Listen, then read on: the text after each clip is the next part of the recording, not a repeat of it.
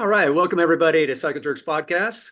I'm your host, Mike Stewart, joined as always by my longtime friend and co-host, Chris Padavana. Chris, how you Hey, doing? good. Thanks. Thanks. Good to be on. Good to have everybody here. Yeah, nice. And today's a special one. We've got a longtime friend and somebody that really inspired me in my early years of the bike business to get into being an outside rep. But longtime industry veteran and current head of sales at Bull Bikes USA, Rob Kaplan, joining us on the podcast. Rob, welcome. Hi guys, good to be here. Thank you. Hey, Rob. Yeah, welcome to the podcast. I was looking forward to having you on and talking to you. That's great. I've been listening to your pod for I haven't listened to everyone, but I like what you guys are doing, and I'm honored to be on here. I'm not sure how much I'll be able to add, but I'm sure we'll have a lively conversation. Typical humble Rob Kaplan there, in effect. Yep. I know. Well, Yep.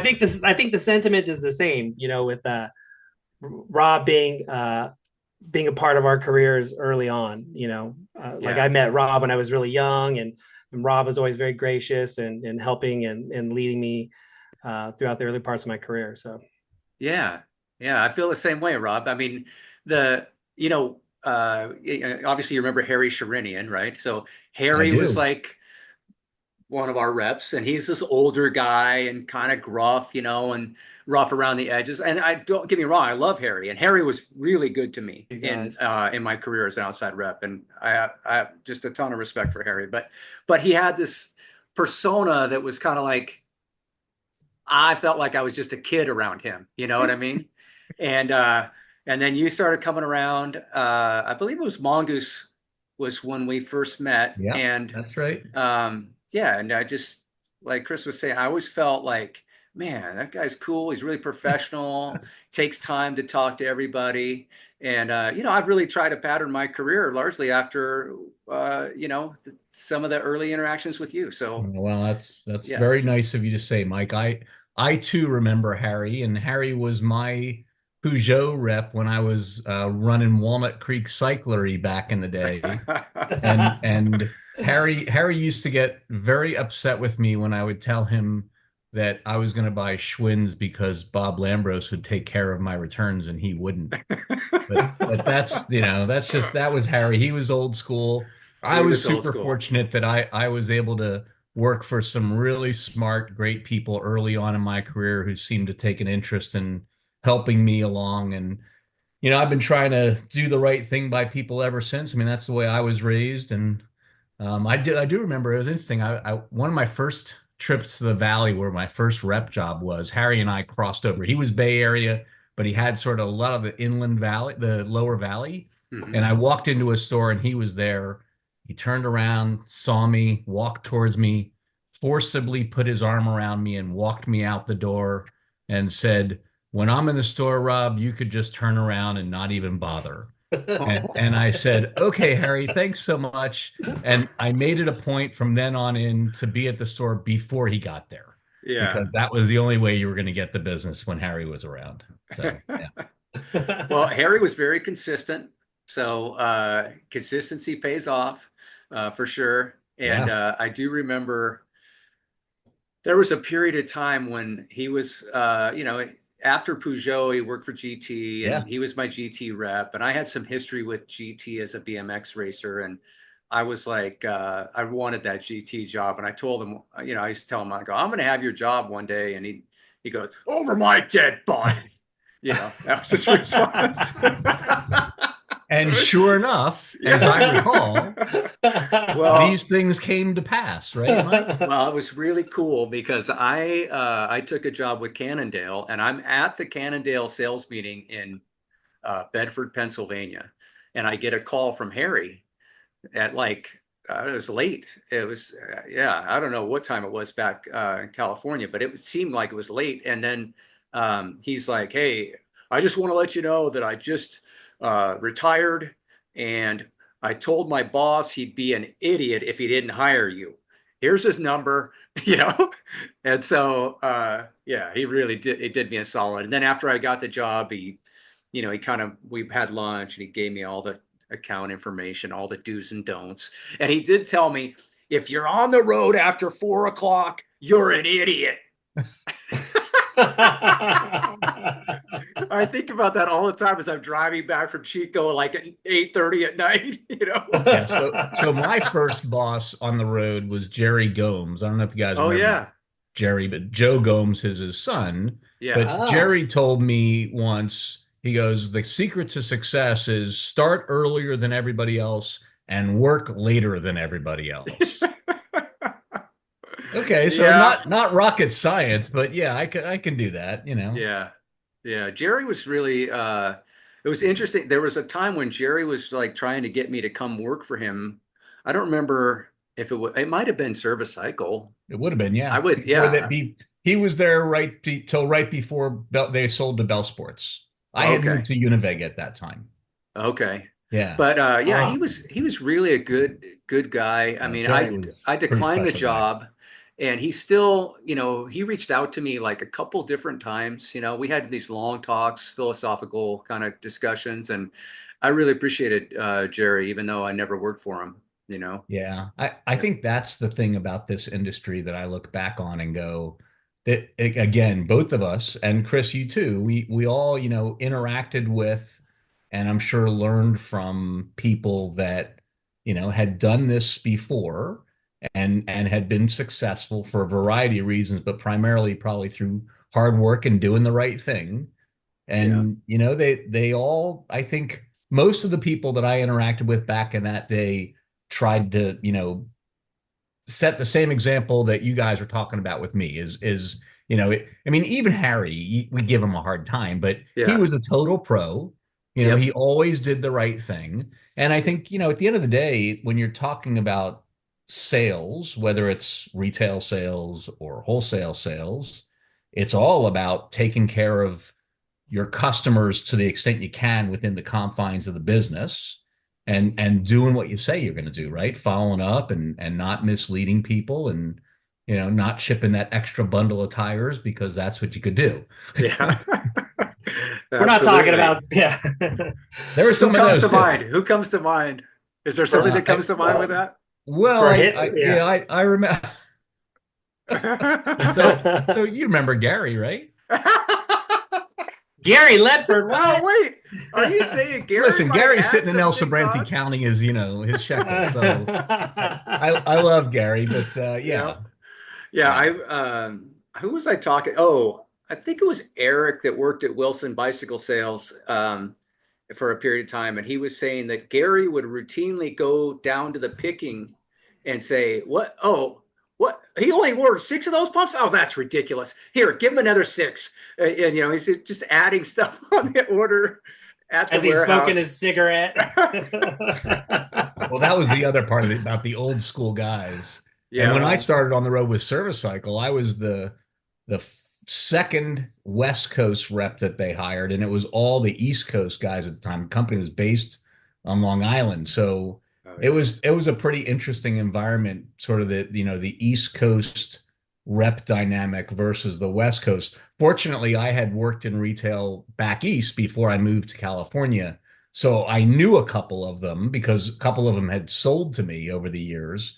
And I also came from, you know, that sort of environment where, you know, you were a little bit more used to the East Coast mentality of how businesses operate. And back then it was definitely there was a difference.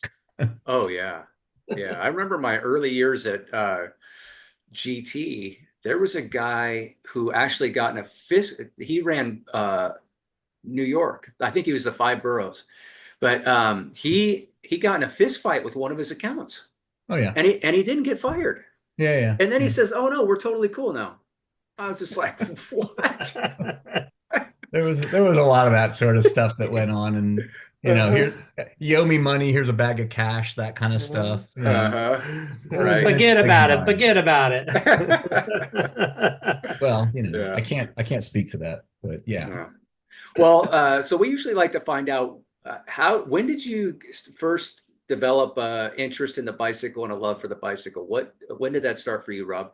For me, it started when I don't know, it was probably 10, 11, 12, and I was living in New Jersey and a bicycle represented freedom. And when I was 13, my parents sent me on a 1 week American Youth Hostels bike tour. Oh, And that was pretty cool because I was hanging out with kids my age and we were riding bikes all day and goofing off. And, we had an adult supervisor who was probably a college age person at that point. So that was kind of fun. And then in terms of the sport, I grew up in a town in New Jersey that was adjacent to Somerville, New Jersey, which is the Tour of Somerville, is the longest continually operating criterium in the States, and it's still going. They just celebrated, I take it back, next year they're going to celebrate the 85th anniversary. wow. So it's been like a big deal forever, and we used to go there as kids and watch bike racing back in the day. So that's sort of how I got into it, and then I started working in bikes when I was, I guess, about 13 or 14, cleaning spokes at a rental place at the Jersey Shore, um, cleaning Raleigh, building Raleighs and cleaning Raleigh Sprites and stuff like that. And then I worked in bikes when I was at Rutgers, ran a bike shop called Anthony's Bike Shop, which we were a pretty large Schwinn dealer back in the day. Did that for a number of years and moved to California in 85. And in 85, I started working for Chuck at the Cyclery Group, Yeah. first in the Walnut Creek store and then in Martinez. Excuse me, first in Martinez and then in Walnut Creek. Um, did that for about a year, and at that point, I just wanted to get on the road. I went. That was the holy grail if you were working in a shop. Yeah. And I tried a bunch of times, but I finally got Jerry Gomes to give me a shot with Mongoose bicycles, and Mongoose had, it was an up and coming brand at the time. BMX was pretty cool, and Mongoose was definitely one of the larger brands back then. Skip Hess had just sold the business to Service Cycle, so worked there for a couple of years, then moved over to Univega, and was there for about 8 years, then came back to Bell Sports. Anyway, so yeah, I've been super fortunate that I've been able to work in an industry that is also where my passion is. You guys obviously know this better than anybody, Yeah. but it's a pretty special thing. And as you get older, you realize just how special it is. And watching, friends and family and how they transition their careers and being able to say, geez, how lucky are we? I Yeah. mean, the worst day in the bike industry is still pretty darn good. Very I'd good. Yes.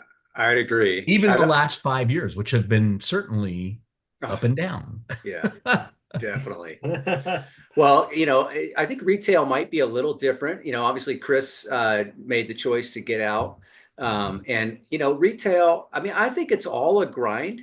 Retail's a grind for sure.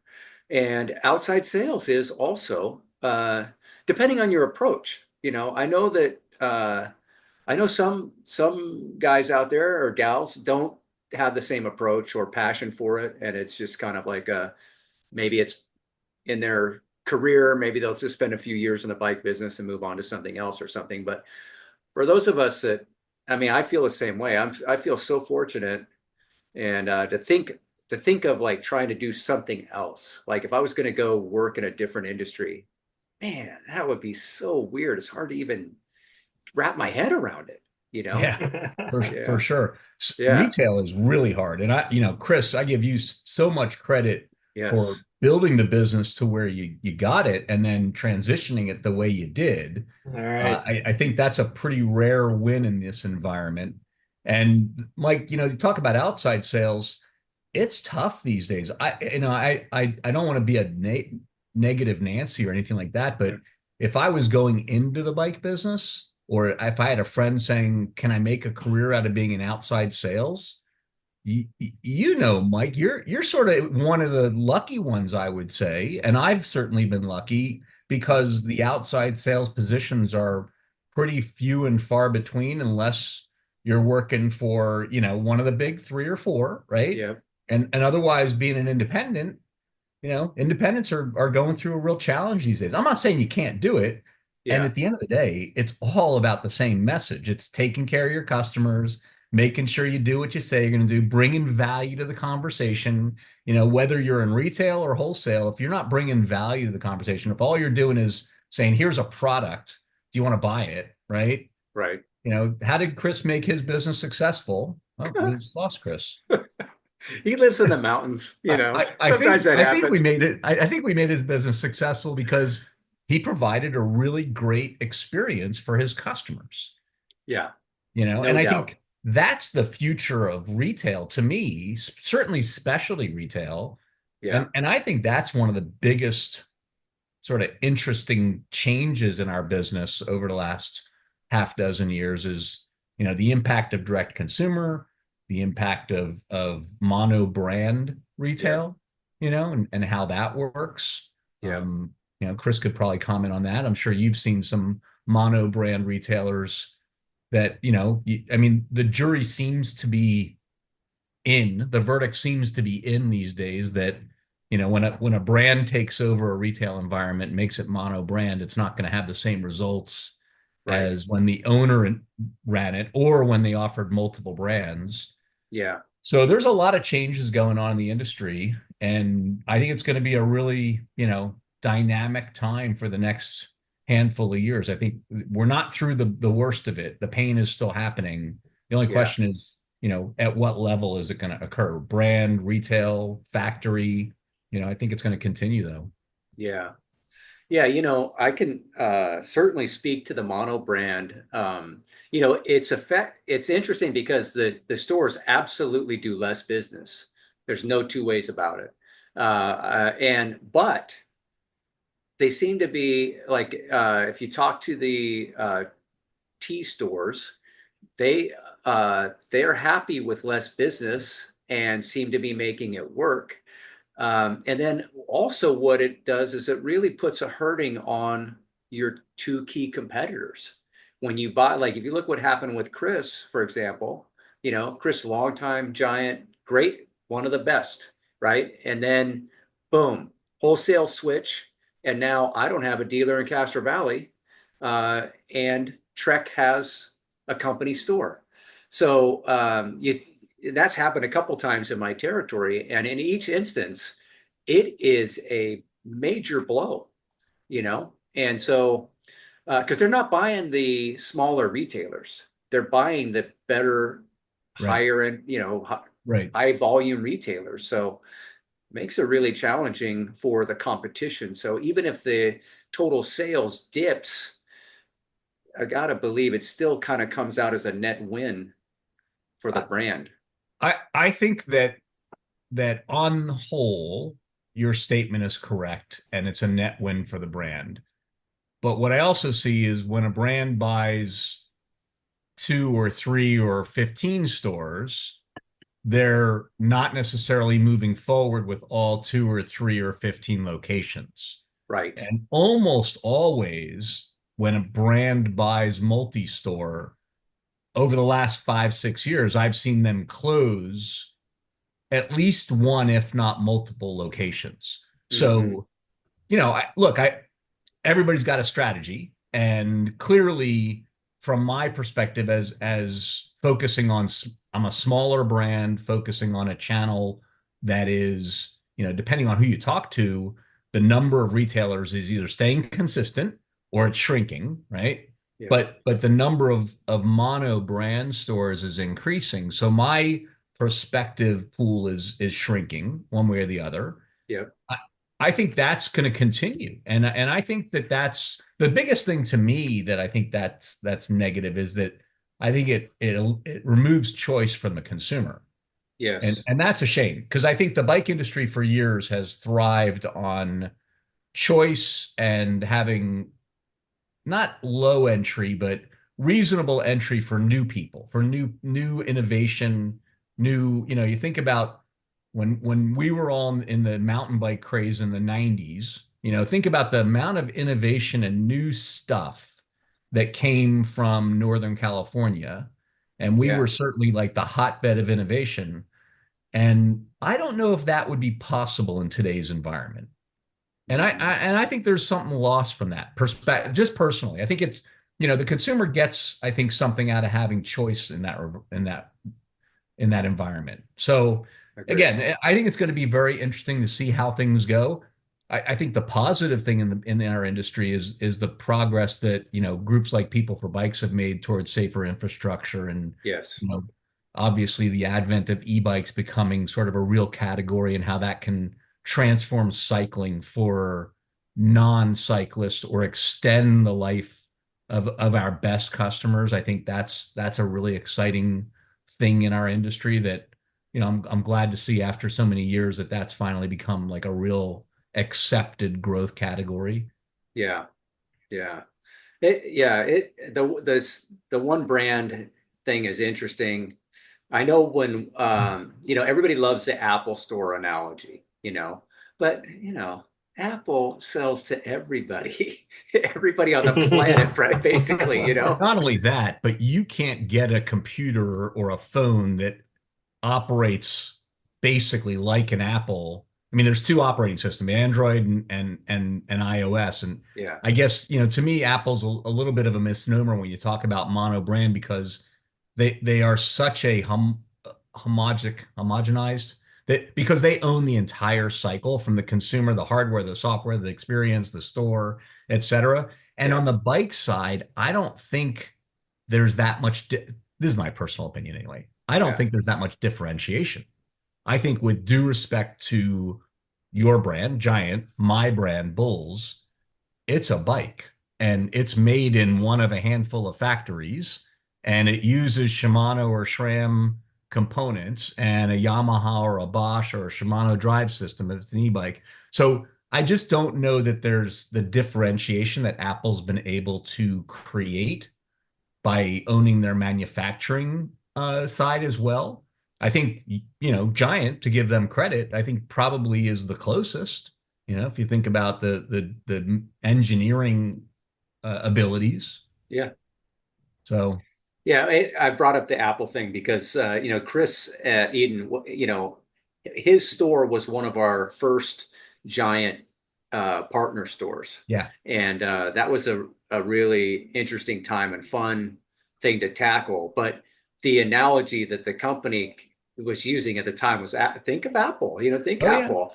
Oh yeah. But Exactly. yeah, right. So what do you think Yeah. as a customer being pitched? Well, think of Apple. Did that like, oh, okay, yeah, cool? Or was it more like, come on, we're talking about Uh, completely different segments of retail.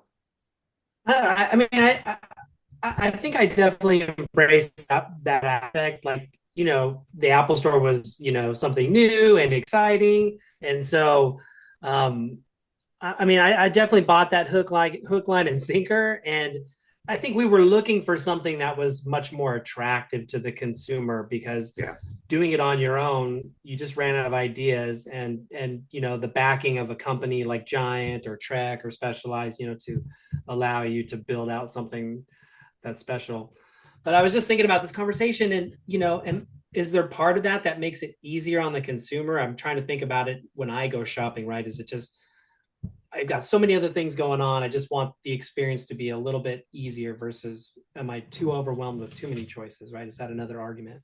Absolutely. I think that's the valid argument that I think for a lot of consumers it does work. yeah. And I'm not saying it's not a good model. I think, Chris, so question for you is when you switched from Eden as a Great Giant customer to Eden as a partner store and did the big remodel at the new location, what was that, 10, 12 years ago? Um, Yeah, how 2007. Yeah. so did you decrease the number of bikes on your sales floor dramatically? Well, We did. Yeah, I think we did because we had, we were in a 1,700 square foot space, and our showroom had one side of the wall was 3 tiers high, Yeah. and bikes everywhere. It's just like cramming them in there. It's hard to show somebody because you're bumping into bikes or people, and the idea of the new experience was that the bikes or the merchandise had room to breathe, and the customer didn't feel so condensed in there, um so yeah, we definitely had less. I think that was the pitch too. You're going to have less on the floor. Right, right. yeah, It's interesting. I remember talking to a retailer in Austin, Texas, who had 6 stores, and he was getting pitched the S brand, same sort of thing.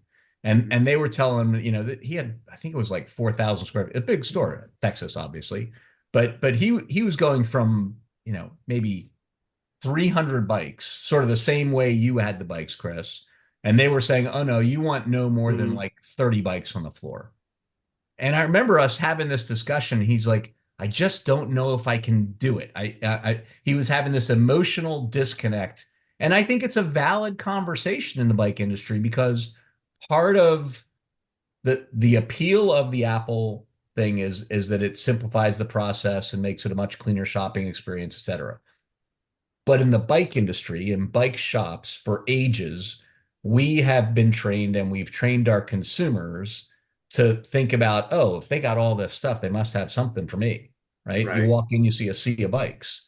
So it is an interesting transition or conversation to see how that whole merchandising scheme has evolved. Like some of the newer specialized stores that I've been to in the last handful of years, they have vignettes and bikes that make it look more, sort of Apple-y, if you will. But they also have parts of the store where they have mass storage visible to the consumer. And Yep. and when queried, the response is, well, we want to make sure that we don't get caught with that. Oh, this is so sparse. Do they have anything that I can afford? Do they have anything that'll fit me, et cetera? Whereas they see sort of both sides of that equation in some of the newer concepts. Mike, is Giant changing that whole merchandising scheme to address that issue? Yeah, I mean, there's definitely, I think it was like maybe an overcorrection initially, and then it's kind of, finding its happy place. But also Yeah, retail trends really change too. So, it's kind of a moving target all the time. Um, yeah, I remember, to your point, I was, when after we got done with Chris, seeing the transformation of the store and just how beautiful it was and how it was. I mean, I love that store, and I was going around my territory trying to convince other retailers to do the same thing. And Chris actually was really instrumental in helping me with that. And there's a bunch of retailers that did jump on board. But I do remember I was at the off ramp, and I'm sure you're familiar with the off ramp, right? And I'm talking to Bill, and I think they have about 500 bikes on the floor at the Santa Clara location. So I'm telling Bill all about GPS and these, this retail experience is like just a complete next level, and you're gonna sell higher end bikes, and he's like, I tell you what, Mike, uh, when one of those stores sells 60 bikes on a Saturday, let me know. And I was like, 60 bikes? Yeah, yeah. So yeah, so there's merit to both. I think, yep, and I think the retailers, this is gonna sound kind of weird, but like the retailer's competency, right? Like not absolutely. every retailer wants that $4,000 cyclist junkie that's really knows everything, and then all of a sudden they're on their heels. Right. So you have to have a certain skill set to go after that type of market. And other dealers are just like, hey, I call it pile them high and let them fly. That's it. That's the That's it. off right. ramp. Yeah. Yeah. They don't. I mean, they're probably happy to sell a 4,000 bike if a $4,000 bike if it falls in their lap, but Right. they're just happy selling these $800-900 bikes and just slinging them all day long. So here's the Yeah. I think question. the Go ahead, Chris. Sorry. I mean, I was just, I'm thinking about, those examples of having all those bikes is just having to invest in that much inventory. And it's Yeah, not like I can return it back to the vendor. It's like, good luck. So if there's a change in the industry, like, post COVID, I think a lot of us got caught with our pants down, yeah. bought all this inventory. And then it's like, oh shit, you know, Mhm. so, there's, you go to a restaurant, right? And it's got this 4 pages of tons of stuff. It's like, I don't even know what to order here versus like a condensed, Right. Right. easy to read menu, Yeah, I you can think Yeah, make a the choice. whole COVID inventory whiplash or whatever you want to call it is that's a really interesting conversation in and of itself. And I mean, we're still going through it. We have COVID inventory that we're selling at a loss. Yeah. And we're not by any means the only company out there. I think it's an interesting sort of, again, that whether you do just in time and absorb the cost of special orders. I've been doing some work with the NBDA lately, Chris, as you know, and the whole return on invested capital is a concept that I think a lot of retailers just really don't understand the way they need to. And I think it's really a shame because if there's one thing about retail is that if you don't know your numbers, you're not going to be around, Yeah. right? And I do think it's a very interesting sort of transition in this business that retailers are coming around to the idea of I might run it a little bit leaner than I have in the past. And the brand's reliance on preseason to sort of bulk up their sales numbers in the fall, I think, there's a lot of challenge around that, and how it all sort of fleshes out. I personally think that it's going to be a buyer's market for the next year or two at least. And Mhm. I think that, you know, retailers should keep some dry powder and be opportunistic and be willing to do special orders. I think that's the profitability, by churning your dollars and taking every sale you can. I think that's the way that people are going to, get through this, at least on the retail side. I think from Yeah. brands, it's just, you got to work through the commitments you made. I mean, Mike, you probably got the backlash from the recent Yamaha liquidation. Oh my You know, gosh. Yeah. I mean it's a pretty significant move in a market that is, one of the growth opportunities in the category in the industry, right? Yeah. E-bikes are one of the only categories that's still growing, and it's where everybody thinks the industry's moving. You got this major player that's been around forever that invested a lot of money in Great developing brand. the North American market that makes a great product, by the way. At least the Yeah. motors are a great product. Yeah. And out of the blue, Japan decides, well, we're out of the US market. And, where does that leave customers that bought that product, the team that worked there? Where does it leave, Giant for a propulsion system down the road? I mean, I would assume they're going to stay in the motor business, but it's Yeah. just that those kinds of disruptions I also think are pretty significant in the industry and have there's both opportunity because they prove market demand at a certain price and value proposition, but they also disrupt sort of the normalization of that business. Yeah. Well, one of the things that I've seen too with these moto brands is that they're offering like buy a new dirt bike and get a free e-bike. Yeah. It's Yeah. like, what? Geez, talk Wow. about just complete devaluing of the e-bike, you Yeah, know? there was the Yamaha. I mean, I don't want to speak out of turn, but a significant portion of their distribution was moto. Yeah. And a significant portion of that had no success whatsoever. Yeah. Why? So for the three of us, it's intuitive. Why? Well, if they don't know bike, how are they going to Right. sell a four, five, $6,000 bike, right? And a Yeah. bunch of gear with a bunch of gearheads. Not that moto's bad, but it's not always the same rider. Right. So, the moto dealers that had success almost universally had somebody on staff that was a cycling enthusiast and could be sort of the EMTB go-to, right? And otherwise, I mean, Yamaha pulled out. Parts Unlimited recently got out of the EMTB business. They Yeah. they divested themselves of all their inventory and got rid of the two guys that they had on the road for them. Um, so I think again that there's a lot of opportunity. I think we're going to continue to see new brands enter, but I think it's going to be a bit of a topsy-turvy world for a while.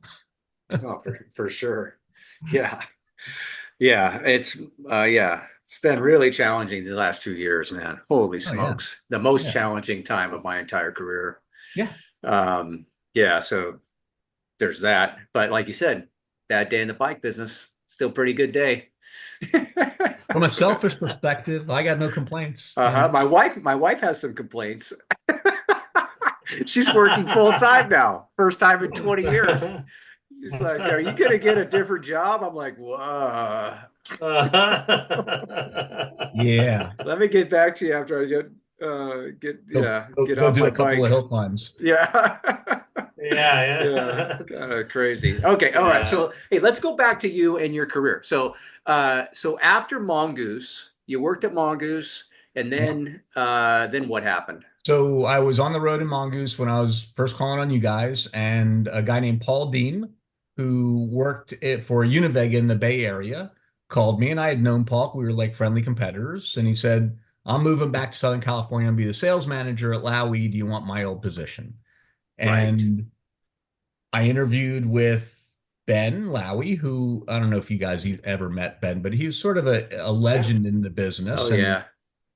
5'3", maybe 120 pounds soaking wet, and but just a force. You could feel the energy, and was just really brilliant with some aspects of the business. He made a pretty compelling pitch, and I decided to go to Univega. I was handling the East Bay and the North Bay for Service Cycle, and Univega was going to give me the whole Bay Area. So went to work for Univega. Paul became my sales manager. That was a difficult move because Jerry had given me my start, Jerry Gomes, and we had some tearful goodbyes there. Mhm. But was at Univega for 8 years and learned a lot working for Ben and Paul.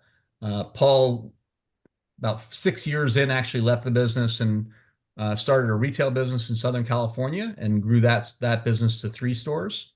Um, and then after about 8 years at Univega, I was wooed back to Mongoose when Mongoose had been purchased by Bell Sports.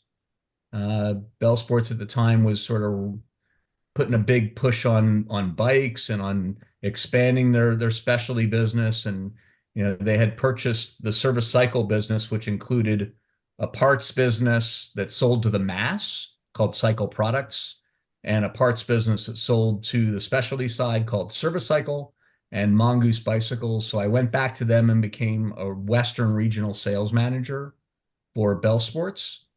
And then very quickly, Bell Sports sold the specialty business to Brunswick Bicycles.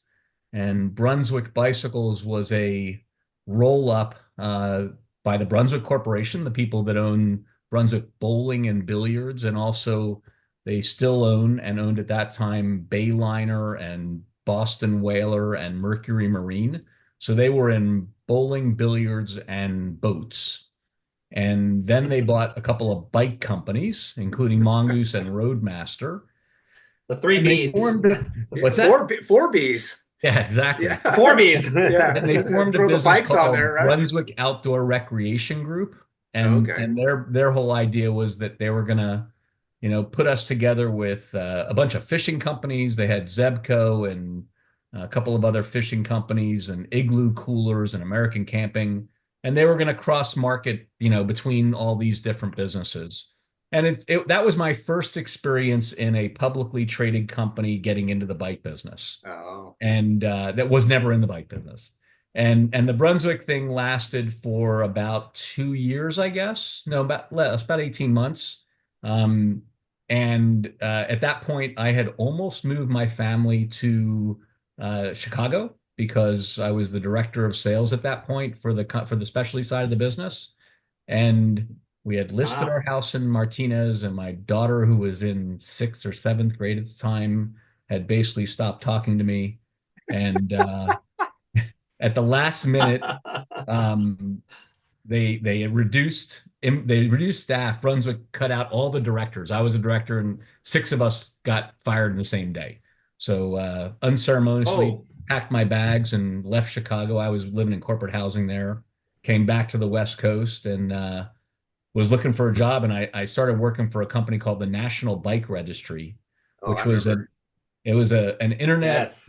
bike registry. You put your serial number in. It was owned by a real estate developer in the East Bay, really bright, super wealthy guy that we sort of played it into a couple of other industries over the 2.5 years that I was there. But that was right around the 2000s, and he had lost a bunch of money in real estate. And at that point, my old boss at Brunswick, Larry Peasy, who I worked with for a couple of years there, called me and he had joined Curry Technologies in Southern California. Curry at the time was owned by Dr. Malcolm Curry, really bright guy. He was the Undersecretary of Defense for Technology in the Ford and Nixon administrations. Wow. Three PhDs, was the CEO of Delco Electronics when they did the GM EV1 electric car. That's where he became sort of enthralled with electric vehicles. And he started Curry Technologies as a retirement project with a partner who was an auto shop teacher from Southern California that made electric cars way back in the day for celebrities, including Tom Cruise. Um, so I joined Curry Yeah. in December of 2002. And at that point, the company was selling primarily electric bikes with a little outboard electric motor called a US Pro Drive and electric scooters. And the scooters they were selling to Sam's Club. And we grew that business pretty darn quick by selling a ton of electric scooters. This was during the Razor heyday. And we had programs with basically every mass merchant known to mankind. I was going to Bentonville, Arkansas, selling to Walmart every month. And we had a pretty healthy business from that perspective for about 8 or 9 years. Wow. And during that time, Dr. Curry sold the business to a Taiwanese factory. It was a debt for equity swap. So we were owned by the Taiwanese with a factory in China at the time. Started doing a lot of international business, and that's where I had the good opportunity to travel and open up international distributors. And we grew that business pretty quickly as well. Um, and that was a fun time. And then because of some legal stuff from back before I even joined Curry, we went through a voluntary bankruptcy in 2007. And out of the bankruptcy, we sold this business to a private equity owner. And he owned us from '08 until he sold us in 2012 to Excel Group. So lots of different ownerships. And the bad thing about change of ownership is it disrupts the business. The good thing is the people that stick it out have the opportunity to learn a little bit and sort of figure out what to do and what not to do and build it into their business repertoire. Um, and then when they sold the business to Excel Group, it was pretty interesting because Excel at the time was really the number one e-bike brand manufacturer in Europe. And they poured some gasoline on our e-bike project. And, we sold iZip e-bikes, Raleigh e-bikes, Diamondback e-bikes. We brought High Bike into the US in 2014. We sold LaPierre e-bikes. So we were at one point, we had about a third of the e-bike business all told in the specialty side of the business. Wow. And then because the Dutch got disillusioned with the US market, they decided to wind down the US business in 2019. And that's when we were sold to the last of the private equity owners that I worked for. And we formed Alta Cycling. And at that point, we had Diamondback, iZip, and Redline. And then the pandemic hit. And as you guys well know, that was like 18 months of just crazy selling anything you could get for full price plus. Yeah. And it was an interesting time in the business. Yeah. I think we turned our inventory 13 times in 2021, something like that. Sounds right. Oh shit. For a distribution business, that's not so bad. Uh-huh. But unfortunately, just like a lot of companies, we bought too much of some inventory and not enough of other inventory. And then the bottom dropped out on demand in late 22. And in 23, people started, discounting everything. We knew there was a problem in 22, but Yeah. 23 January, that's when, the guys in Morgan Hill pulled the hand grenade out and threw it into the business and really just, started selling high-end bikes at 30% off. Right. Um, and I just, at that point, the business was sort of struggling because we couldn't get new bikes. The private equity owners wouldn't fund new purchase orders.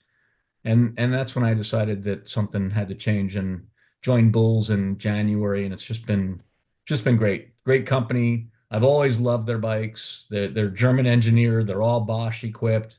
company is a small company in the US. You know, it's a husband and wife team that own the business, and they really are very dealer centric and really try to do the right thing. So for me, for where That's I am in cool. my career, it was, you know, a really fortuitous move because it put me in a position to really sell bikes that I love to people that I love doing business with for a really good company. So feel really fortunate to have landed there. Nice. There you Yeah. go. That's the Yeah. whole resume in 15 minutes. So I have a question. When you went, when you traveled internationally and you were trying to open distribution there, so you know you studied international business at St. Mary's. Yeah. Was that, were you like, oh my God, I'm actually going to use my education and get this, you know, So or interestingly enough, we had built the business prior to me going back and getting my MBA. oh, okay, So we built the business starting in '03, '04. And, okay, you know, by the time I went to St. Mary's, it was 2009, I guess it was 2008. So the business was already pretty Wow. significant. What I went to say, you know, the reason I went back to St. Mary's is because A, my wife did it right before I did it, and you know, I felt a little pressure. Um, and I never got my undergrad degree. So I went to Rutgers, but I never graduated because I was working in a bike shop, running a bike shop, having a great time. And I just felt like this was something that I wanted to prove to myself. So it was a great experience. I got tons of value out of it, made some lifelong friends, learned a lot. Um, and you know, it was one of the best things I ever did in terms of professional stuff. But yeah, I did it. I did the international MBA because I just loved working with international distributors. It was really, for me, that was one of the most enjoyable parts of my career because different cultures, being able to see the bike business up close and personal in different countries and in different environments. It was just very invigorating me. I really, really enjoyed it. And that's one of the things that I sort of missed the most, if you will, hmm, was that part of it. Didn't like the 2 week trips, but really enjoyed, you know, we opened up distribution in, heck, we had Thailand, Australia, South Africa, UK, Denmark, Germany, Italy, Spain. You know, man, that's the short nice. list anyway. But it was a lot of fun. It was a lot of fun, you know, interacting with entrepreneurs in different countries to grow a business that even at that point was, you know, it was really in its infancy. You know, I was hauling e-bikes around the world with me. It was pretty crazy that we could take e-bikes with lithium batteries on planes back then without anybody freaking out. Ah, nice. They didn't know any better. Exactly. Coming Right. back from Asia, we'd always it was cheaper to go to Asia and pick up bikes than to ship them air freight. Wow. Because back then there was no limit. I mean, you know, we would literally have like a cart, you know, luggage cart with three, four, five bikes piled on top of it. And the airlines weren't charging us to do that. I Oh, have no idea why, but that was sort of the dynamic of it back then. wow, that's cool. Uh, how, Yeah. how cool to go and see, how different bike retail works in different parts of the world. Because, Yeah. at least when I went to Taiwan, compliments of Giant, and we got to look at like their Giant stores, but they also had like a live store, which I thought was ballsy, but maybe in that marketplace, it totally worked. I don't know if it's still there, but it's interesting to see how retail works in different countries, because Yeah. customers, I think that their buying international habits are just different.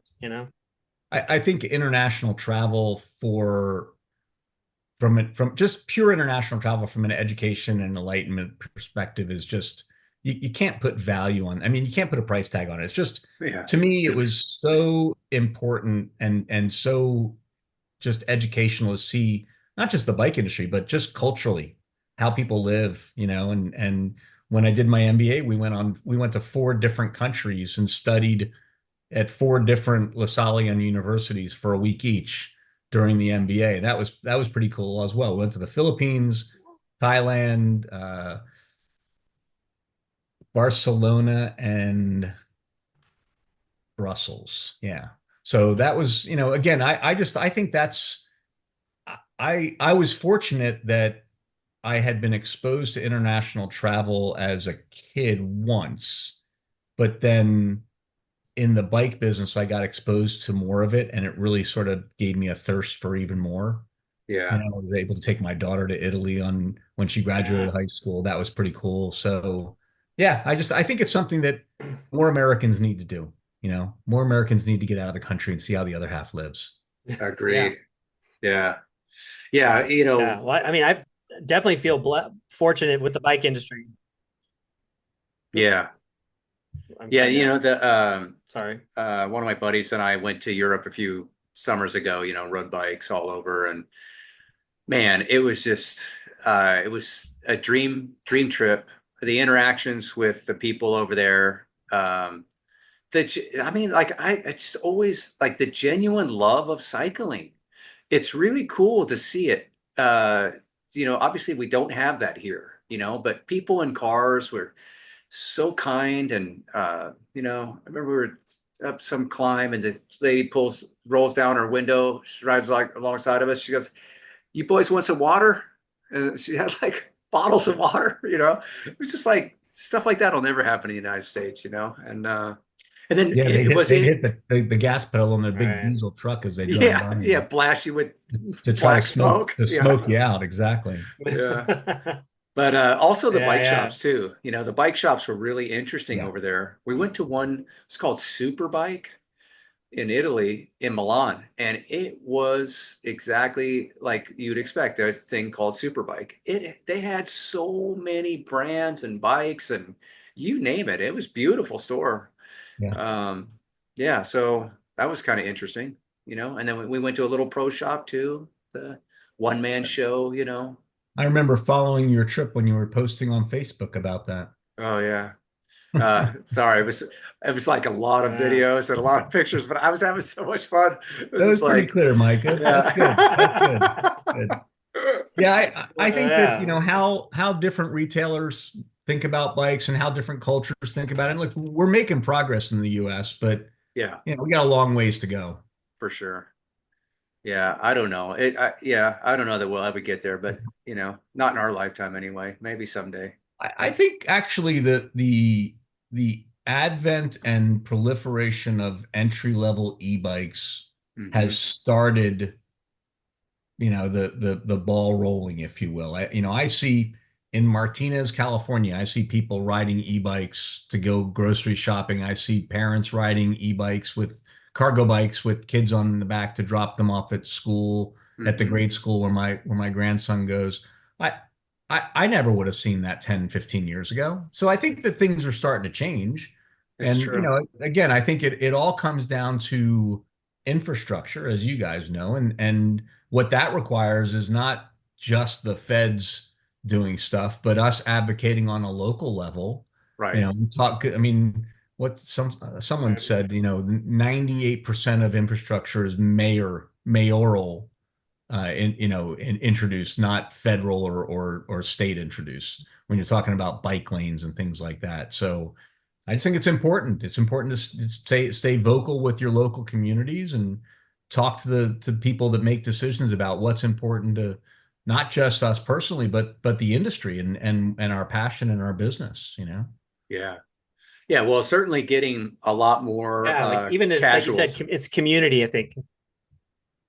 Yeah. I think you're on some Right. kind of delay or something, Yeah. Chris.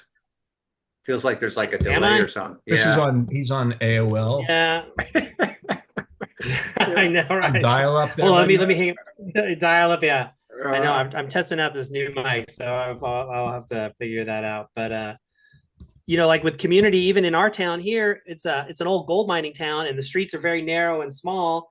And they just did their first bike bus, so picking up kids along the way, riding on the streets, and the community support, even like on Facebook. There wasn't all that trolling, and it was like really positive. So That's so cool. What's the population of Grass Valley, right? Nevada City, Nevada City. So what's the population there these days? Nevada City. Yeah. I'm not sure. It's super small. I mean, there's Yeah. there's not a single stoplight in town. So Do they still have the bike race there? No, no, they do not. Did you ever do the tour of Nevada City when you were racing, Chris? Yeah, I did do it. I did it twice. So yeah, I got my ass handed to me twice. I just remember the climb at that in that. I mean, it's just a lot of hills, obviously, but I just remember there was one climb that then they would come ricocheting down, and there was hay bales at the bottom, and like half the field, I think, crashed the year I was there. Oh yeah. Yeah, I Yeah, remember seeing the footage. it's an epic race for sure. It's sad that it's not there, but it always had a good pro field there, so it was good.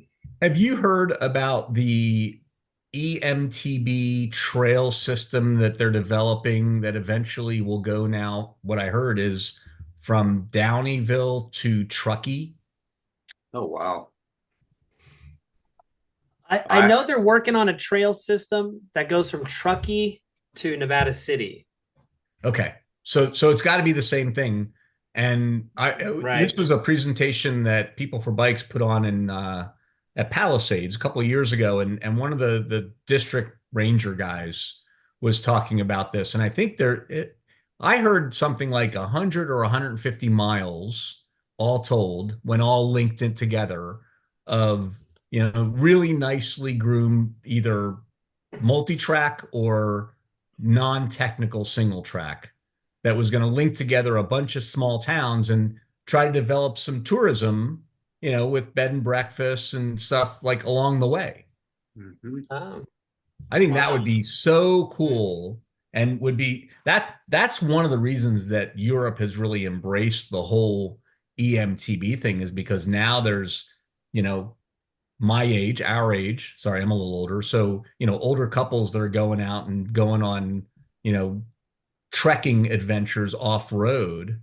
And I think that sort of thing could really help not only stimulate the economy of those towns, but do really good things for the EMTB business at large. For sure. Yeah. Yeah, it's been really pretty exciting to see how the e-bike, early on, I mean, you've been part of it since, the very beginning, but it's been interesting watching the attitude towards the category really change with both the users and the retailers. But the thing that's most exciting is like you were saying about the mayoral level and how you get things to change in infrastructure. You're getting so many people that are just casual, like that would never, I really believe, would never be into cycling otherwise. And Yeah, they're buying these bikes and then they're trying to navigate their way through these cities. And yeah, it's really cool to see so many more people. I'm granted, you always want, more IBD business, but a lot of the people are not riding IBD level bikes. But if nothing else, it's a gateway, and maybe it never turns into anything beyond what it is to that consumer. But ultimately, it's really going to help with the infrastructure, and then on the other side, to your point, I do a lot of trail riding, and it's cool to see. Like I'll see huge, like it's rare that you see people on acoustic bikes anymore in the parks. It's almost always e-bikers, and the cool thing is like it's big groups and mixed age, mixed gender. It's like men and women, old and young, and they're riding these bikes together, having a blast. It's really cool to see as somebody, who spent their whole life in the bike business, and you just want to, we have these experiences on the bike that are really hard to explain and share, but but you just want that for people in your life to experience the same thing. And now you don't have to be an athlete to have these experiences. You can just 100%. get a bike, go out there, go to the park, and just start having fun. You know? 100%. I completely agree. I think that a not insignificant percentage of the direct to consumer e-bike purchasers will at some point go to a bike shop and be open to a more bike-like experience, Mm-hmm. because it's fun. Riding an e-bike is, there's not a whole lot of downside. So Right. people just have to experience it and it sort of takes over. Yeah. Yeah, I've had some really strange experiences in the early days, you know, pitching these bikes. And I would always my comeback was always like with the naysayers is like, "Oh, doesn't sounds like you've never ridden one. So why don't you hop on?" Oh, you know, they have all this ego. It's like, man, just hop on, go check it out. I mean, you like to ride bikes, check this out, you know? And That was it. When we yeah, were first starting out on Curry Technologies, and we had a fleet of 4 trucks going around the country doing demos at different stores and events and things like that. It was we talked about the customer would always come back with the SEG, shit eating grin. Always. I mean, they always have that smile. That's what's infectious yeah, about the whole category. no doubt. Yeah, I think in my retail experience, and no offense to you, Mike, but I think Yeah. that Rob had the best, I don't want to say sales pitch because it wasn't a pitch, but Rob always had the best way of presenting e-bikes to the staff or the store and helping us tell a story to the consumer. Because I think for a retailer, you know, you're kind of fighting like, is this cheating or not? But we're trying to sell bikes. But I always felt like when I think we were buying iZip or some kind of curry bike from I zip Rob, and high and bike. yeah, iZip and high bike, and so yeah, Rob was. You were definitely super instrumental in helping us feel more comfortable and confident relaying that experience to a customer. So I had a thank you. Facebook memory last week, Chris, I was with Chris Padavana, and you and Aaron were riding a high bikes, I guess at Chabot or something, and you posted Yeah. about it and tagged me, and it came up on my memories. I'm like, Ah, oh yeah, those are the good old days. Yeah. yeah. Yeah, Ah. well, you know, I mean, I think being part of it from the very early days, you know, like for me, it was like it was kind of strange. Like, you know, Giant's not an e-bike company, and although we'd had, you know, even when I was at GT, we had a version, you know. Charger, baby. Yeah, but it was like it was just this thing that you convince a dealer to buy and it sat in the corner and got dusty and then they blew it out. You know, Yep. it just wasn't quite right. And then at Giant, we had a couple different iterations and none of them really worked. I mean, they worked fine, but they didn't work at retail, you know? Right. So, Right. and then all of a sudden there was this, you know, there's like this slow transition to where, oh, you know, and we had heard even back at GT, there was just like, these things are huge in Europe. They're going to be huge here. Just get on board, you know? And Yeah. so It was a slow roll for a long it time. was. And I'll say that even up till like COVID, was really the impetus to make e-bike go mainstream in the US. And we were selling a lot of e-bikes before that, and a lot of the majors were in the business before that, but it was still to some extent, this little niche category that sort of everyone felt like they had to be in more than they wanted to be in. But Hmm. then during COVID, when everything was selling like crazy and bicycles were the new toilet paper, and people were figuring out that, hey, this is actually pretty fun. And the other thing that was pretty interesting is it was concurrent with the direct consumer brands really hitting their stride, and Right. brands like Rad and Aventon and Electric really just flooding the market with $1,000 to $1,500 e-bikes, and that sort of opened people's eyes up to sort of the breadth of the category. Hmm. That and the fact that the systems that were now coming out on bikes like you were selling, Mike, or Chris, you were selling, or I was selling at the time, it was no longer a motor and a battery pack and a user interface that are sort of engineered by the factory to work. It was now, oh, here's a system that's made by Yamaha or made by Bosch or made by Shimano, that if there's a problem, the brand has the diagnostics, and they've got, onboard diagnostics. So it's much more streamlined and easier to keep the product sold. Chris, you had some iZips, as I recall, early in the day that were the first category that I was talking Yep. about. And look, that at the time, that was the best thing that we had, right? It was the best thing that was available. And yeah, most of the time we could make them work at the end of the day if they were a few years old. But now, I mean, even at Bulls, if you go back 7 or 8 years, they were selling bikes again that weren't system based. They were Mhm. a motor, a battery, and a controller that were made by three different brands, three different companies.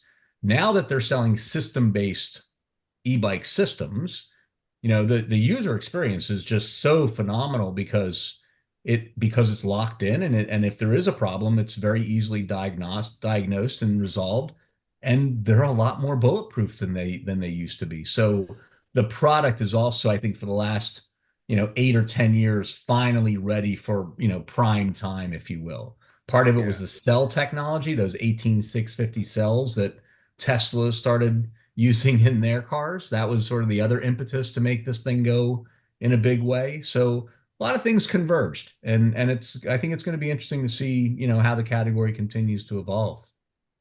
Yeah. Yeah, I think you're right. Like COVID was definitely the springboard because I know for us as a retailer, it was a newer technology. Companies might have been struggling with support of the brand or the product, and then you've got your mechanics who are just giving you all kinds of grief because they're having a hard time working on it, and also just having the cash flow to floor it. But after COVID, it was definitely its proving grounds Yeah, and Yeah. allowed us to buy them. yeah.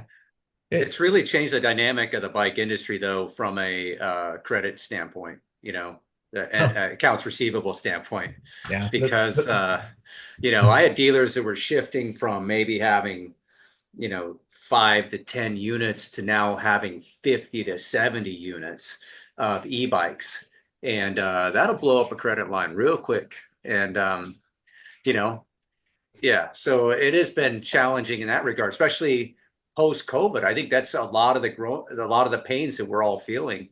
There, we mentioned the supply side, but also, just the retailer credit line and the companies have extended, a lot more than they have historically. And so, yeah, there's a lot of dynamics in play here, but I Yeah, do I think see. that's a very interesting point, Mike. That the bike industry has always been capital intensive, Mhm. but when you talk about e-bikes, it quadruples or quintuples the average selling price and the capital required to be in that business. That's why, again, when we're talking about how do retailers get through the next handful of years without overdoing it on inventory but not losing sales, I Yeah, think, that's why if I'm a retailer, I'm really leaning into assorting very light and wide and shallow and right. and and leaning into special orders. Yeah, I'll do special orders all day long, or order it from giant.com or bullsbikesusa.com and have it shipped here, and I'll take the build fee, whatever that works. But I think for retailers, it's a really fine line because it's so easy to get in over your head with inventory, especially, with $2,000, $3,000 ASP bikes on the Yeah, wholesale side. yeah, yeah. And also the distributors, we're all in the same boat, I mean, if you look at the big three or four, we all have a lot of mountain bikes, and we all have a lot of or acoustic full suspension bikes. That's every company. And it's just hard, with the lead times and everything involved, it's just so hard to shut the valve off when the thing shuts off. You have commitments that you have to honor. And Absolutely. so we're all paying that price right now. I think it's going to be But interesting to see how the EMTB business affects the acoustic fully business. I oh mean, yeah, that's going to be over the next 3, 4, 5 years. I think it's going to be really interesting to see how the percentages flip flop from maybe a couple of years ago, because there's no question to me anyway that most customers, if given a choice, unless they're super hardcore like you guys, if given a choice to buy a $4,000 fully without a motor or a $5,000 fully with a motor, I think most consumers are opting for the motor. absolutely. That's what I'm seeing too. Yeah. You Agree. know, yeah. It's Yeah. interesting. I had these guys from Giant travel with me from the Netherlands. There were three of them. One guy was marketing, and two were product guys. And they wanted to go to the best e-bike retailers, you know. So I took them around. It was a fun couple days, and they said that all the bike shops in the Netherlands only sell e-bike, only floor e-bikes. They sell acoustic bikes. If you Yep. have, the guy says, if you got some freak that comes in and he wants a regular bike, yeah, we'll special order it for him. He's like, but everybody just buys e-bikes. Why? You know, yeah, he goes, you guys are just babies in this game. He says at one point that the bike shops are just going to be all e-bikes. I think that in large respect that they are telling the truth. I heard a stat, maybe it was 3 or 4 years ago, that in the Netherlands, something like 75% of the units are now e-bikes, Yeah. which obviously in terms of dollars is probably what, 95%, something like that, Yeah. at least, if Yeah. not 99%. Yeah. So yeah, and even Germany, which was, pretty evenly split a half a dozen or 10 years ago, is now, 60 or 70% of the units are e-bike. So yeah, it's coming. Everybody should ride one. Yeah. Yeah. No doubt. They're a lot of fun. All right, so you got some stuff coming up with CABDA. Can you talk about that? What's your Yeah, role sure. exactly at CABDA? And So, I'm a big fan of industry trade shows. I still lament the fact that Interbike is no longer. It's an important thing for me, for the industry to get together and talk about business and what's happening. I think it's a great opportunity for us as a smaller brand to put our brand and our offering in front of retailers. hmm And I love what Jim's been able to build with Cabda. So Bills attended all three shows last year and will attend all three shows this year. We're also going to be a sponsor of the Dealer Summit, which is going to be held in conjunction with the March Vegas show the day before. I've been fortunate to be asked by Heather in the past, and I'm hoping again this year to participate in her P2 classes that or seminars, I guess she calls them, that she does before the shows in the East Coast and the Midwest. I love them. It gives me an opportunity to learn about what retailers are doing and listen to their problems and maybe there's an opportunity for me to somehow help. I always hope that I'm going to sell bikes to people there, but 9 times out of 10, I just make friends and talk about business, and maybe it turns into business at some point down the road. That's fine. Yeah, So we'll be at all the shows. We're really excited about it. It's an important thing for us to show support for the industry. I wish the big three or four were going to be there. I heard a rumor, Mike, that somebody with a giant logo might be at one or two of these shows. Is that true? oh wow, I'm not aware. We I Chris, I Chris and I are I talking heard about a maybe rumor that crashing one. Giant was going to be participating at one of at least one of the shows. How about that? That would be, I think it'd be great. I think it'd be Yeah, great. So, Wow. yeah, Maybe we'll be at Vegas. all three, and then we'll be at Sea Otter after that. Sea Otter is always a great show for the consumer focused side of the business. absolutely. Yeah. Yeah, I know Chris had the idea of the two of us maybe going to the Vegas show and just maybe doing some live feeds, some interviews with different industry people and things like that. So we haven't at the podcast we haven't really done any live feed stuff. Uh, Dave and I tried to do something at the Mount Diablo Challenge a couple years ago, and it didn't really work out. And so yeah, but we'll have to. We're gonna take that maybe and run with it. We have Heather coming on in a couple weeks, so we're gonna talk to her about it, see if we can get our weasel our way in there somehow. Well, Yeah, I would love to see both you guys, obviously, and if I can help in any way. And if you do come, just make sure you come to my seminar, which is at how to sell high-end e-bikes, I because I love think it. that's another thing that the specialty side of the business really needs to focus on is how to get the consumer to step up from a $1,500 direct consumer brand to a 25 or 35 or $4,500 real bicycle experience.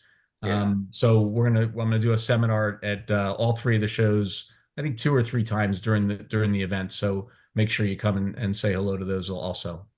yeah, fantastic. Yeah. Absolutely. All right. Well, Yeah. listen, Rob, it's been really great having you on the podcast, man, and getting reconnecting Thanks, with Seth. you. It's been Appreciate it. years. Same here. I Yeah. was listening to Jose when you were doing his show a couple of weeks ago, and everything he was saying, I'm like, oh, I remember that. I remember Yeah. that. Oh my gosh, I remember that. It was a good refresher for me. So Yeah. keep up the great work. Glad to Oh, see what you thanks. guys are doing, and glad to see Yeah. you're still pedaling along. Yeah, awesome. All right. Well, Yeah. thanks, Rob, and thanks for listening, everybody. And with that, we'll let you go. Yeah. Will you send me a link so I can Thanks.